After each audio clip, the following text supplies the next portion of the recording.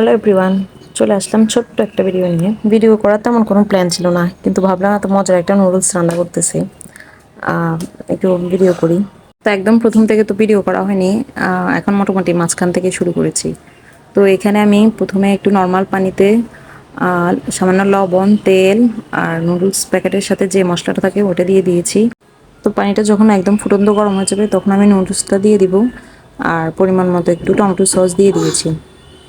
আর নুডলসটা একদম সিদ্ধ হয়ে গেলে তখন আমি সামান্য কর্নফ্লাওয়ার নর্মাল পানিতে গুলে এটার সাথে মিক্স করে একটু ঘন করে নিব। নুডলসটা যখন ঘন হয়ে আসবে তখনই আমি চুলা থেকে নামিয়ে ফেলবো। তো এখানে আমি 1 প্যাকেটের মতো রান্না করেছি নুডলস। এখন একটা বাটিতে ঢেলে নিচ্ছি। তো এটা 5 মিনিট ফ্যানের নিচে রাখবো, তাহলে আর একটু ঘন হয়ে আসবে। সবসময় নুডলস একভাবে খেতে তেমন একটা ভালো লাগে না, তাই একটু অন্যরকমভাবে রান্না করি, একটু স্যুপ টাইপের। এখন নুডলসের উপরে একটা ডিম ভাজি করে দিয়ে দিয়েছি। আর এটা আমি আর রাইয়ান খাবো, তাই তেমন একটা ঝাল দিই নেই। আর এটার টেস্ট একদম রামেনের মতোই লাগতেছে, যদিও স্পাইসি কম। বেশ ভালোই, ট্রাই করে দেখতে পারেন বাসায়। তো এদিকে যে রাইয়ানকে খাইয়ে দিচ্ছি, ওর কাছেও বেশ মজা লেগেছে। তো আজকের মতো বিদায়, আল্লাহ হাফেজ।